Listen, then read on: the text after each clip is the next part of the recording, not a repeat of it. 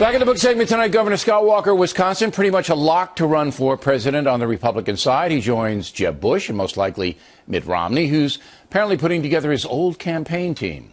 Not sure that's a great idea. Anyway, here now is Miss Laura Ingraham. So you got Mitt and Scott and Jeb. Sounds like three-dog night. Oh, yeah, that's a party with the three of them. What do you think? Well, of the three of them, first we have to just say any of the three would be better than Hillary or Elizabeth Warren from the perspective of most Republicans, most conservatives. However, let's start with Jeb. Since Jeb is definitely running, I've been saying for 2 years he was running. There were a lot of people who poo-pooed what I was saying, but I knew the Bushes would get back into it. And Jeb, nice guy, Catholic, obviously two-term governor from Florida. But, Bill, think of this. The last time he ran for office, the iPhone hadn't been invented. Okay, 2002 is the last time he ran for office. That's a long stretch. He's also become very divisive politically within the Republican Party on Common Core, on amnesty, all those issues we know about. And he's really said things and done things to kind of tick off the Tea Party almost on purpose and sort of more solid Reagan conservatives. So he's very problematic from the divisiveness front. And you go over and look at Scott Walker, Bill, and Walker is very attractive to a lot of folks. People call into my radio show, on social media. He fought the good fight in Wisconsin, elected handily in Wisconsin, of course, a blue state, despite the fact that all these people were predicting he was going to go down in flames or maybe squeak out a win. He won in double digits. Very impressive what he's done to reform stuff with the unions and been quite popular overall in Wisconsin. Then you skip over to Mitt Romney.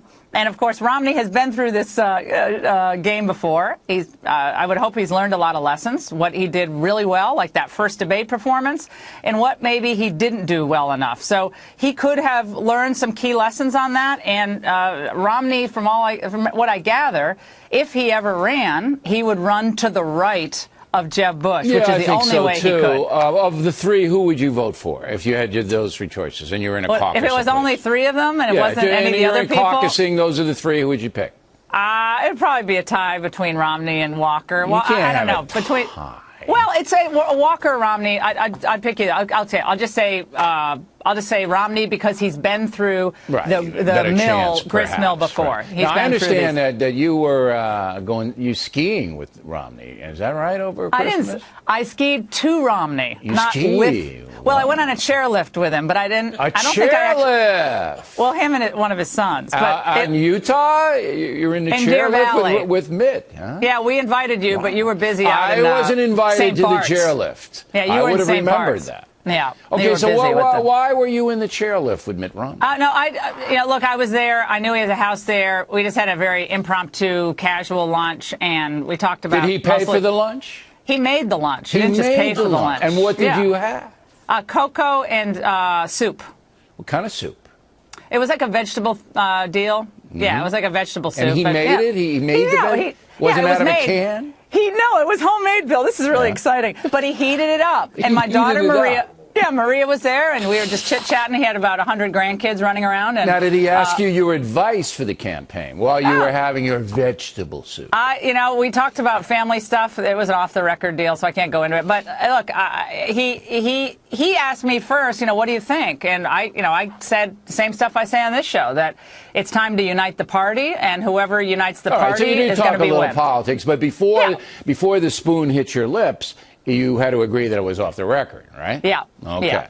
Yeah. It was off the record. I never get invited to go on the lift with anybody. You're with the Hollywood set now that you're killing everybody out there in literary. You're killing them all off. They love me. I'm in Malibu. Yeah. Well, no, but Bill, but he heard. I guess the Romney brothers heard that the book was killing Mitt, killing his chances for running. Listen, I have said from day one that Mitt Romney did an excellent job governing Massachusetts. I was there. I saw it. That's right. You lived there. He did an excellent job.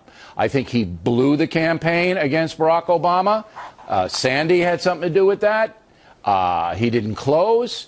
I don't know why. He didn't exploit Benghazi in the foreign policy debate. Well, no coulda, one shoulda, knows woulda. why he didn't do that. All right. Hey. So I call it the way it is. But do Yeah. I think that Mitt Romney could run the United States effectively? Yeah, yes, he'd do a great yes, job. I All do. three of them would do a better job than what we're seeing now. But, Bill, you left out Chris Christie, and Chris Yeah, well, Christie that's for another day. Yeah. You know, Chris Christie, I think, is going to play for the Dallas Cowboys next year. Oh, so he's that's not going cheap. to run. You know, I believe he's going Bill, to be a pulling guard. On the one hand, he's a hater or he's a tough guy. On the other hand, he's a hugger. Is he a hater or a hugger? I don't Which know. one? I've never been on a chairlift with him. I don't know if that would be a smart thing to do. And that's all I'm going to say. Bill, the only thing is that Christie would come up to about your chest if he hugged you. So Wow. I'd like to see that. This Mutt is kind and of Jeff. a no-hug zone in here. No, we don't Laura hug. Ingraham, everybody.